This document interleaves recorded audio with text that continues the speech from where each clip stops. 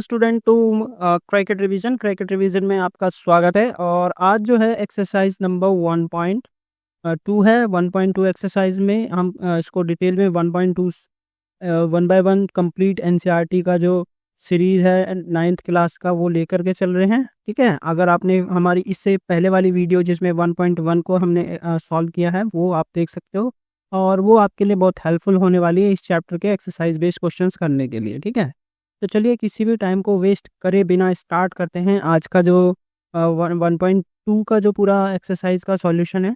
और इसको समझना भी इम्पोर्टेंट है। ठीक है, तो समझना, ध्यान से सुनना, ध्यान से समझना सारी चीज़ों को, क्योंकि आप जितना ज़्यादा इनको अच्छे से समझ पाओगे उतना अच्छा से ही आप क्या कर पाओगे, इसको लॉन्ग टर्म तक रिमेंबर कर पाओगे और फिर अपने आंसर्स को राइट कर पाओगे। ठीक है, अगर आपके क्वेश्चन पेपर में इस तरीके से कुछ क्वेश्चंस पूछे जाएँ तो आप उसका ईजिली आंसर दे पाओगे। चलिए फर्स्ट क्वेश्चन समझते हैं। और हाँ, यदि आप न्यू हो तो प्लीज़ सब्सक्राइब करना ना भूलें, और वीडियो अच्छी लगे तो प्लीज़ लाइक ज़रूर करें। ठीक है,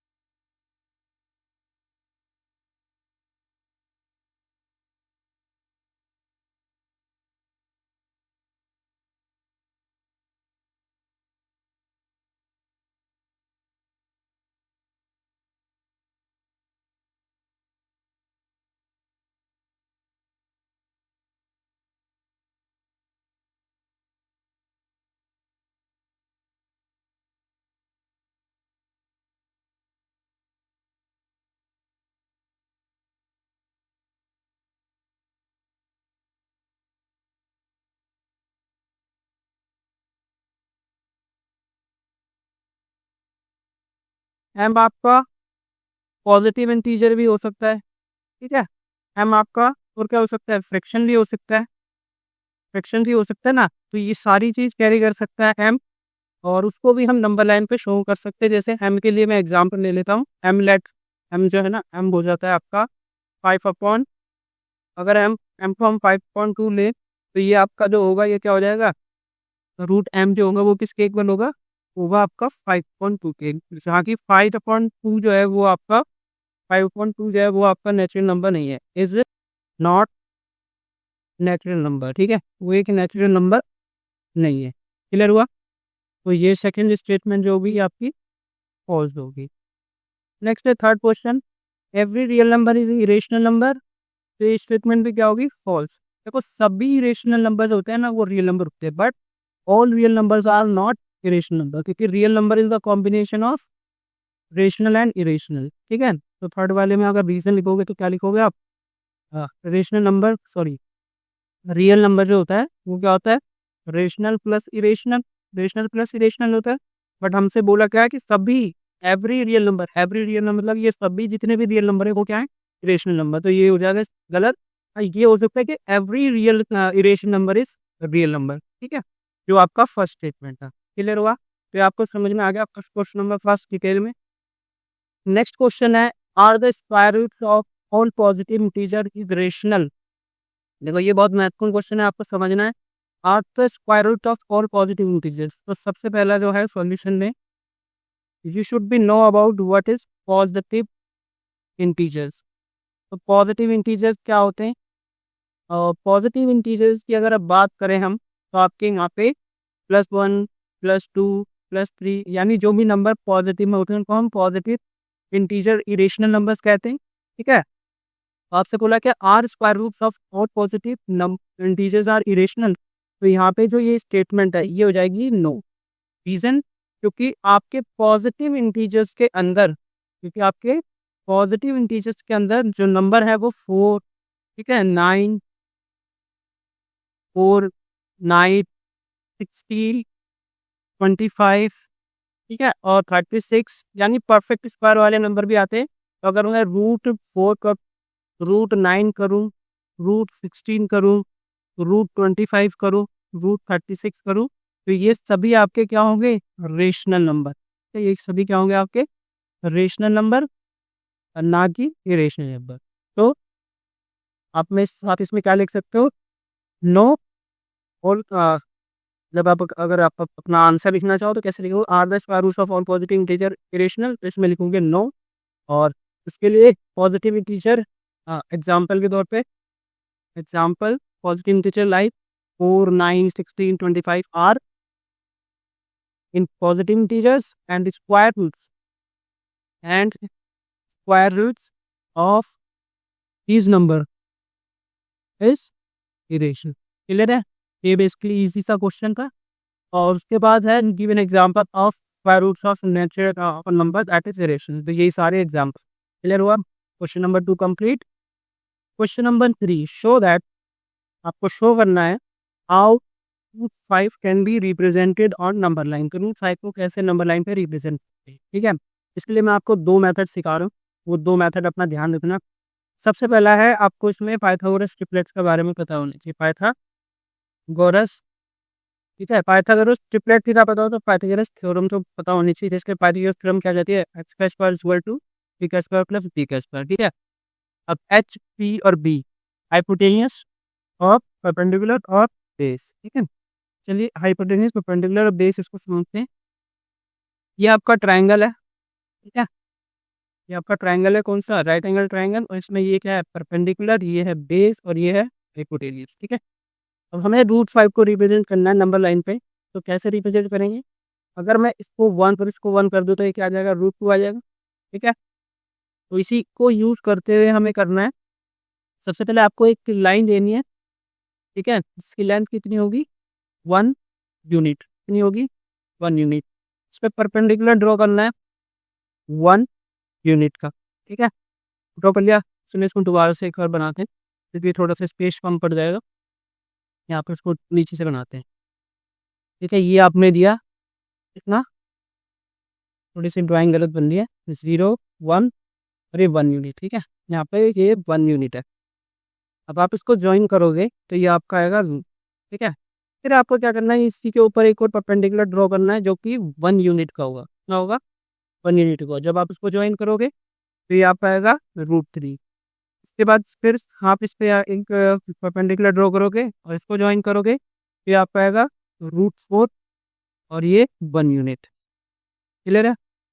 नेक्स्ट इस पे परपेंडिकुलर ड्रॉ और जब आप इसको ज्वाइन करोगे तो ये भी आपका क्या आएगा √5 और इसको आप जब ऐसे यूजिंग व्हाट कंपास कंपास का यूज करके जब ऐसे नंबर लाइन पे ड्रॉ करोगे इसको आपको एक पॉइंट यहाँ पे रखना है, पेंसिल के लिए भी यहाँ पे रखनी है, जस्ट उसको सर्कल ड्रॉ कर देना है। तो ये जो आपको यहाँ से लेकर के यहाँ तक की लेंथ आएगी नंबर लाइन पे, ये आपकी होगी √5।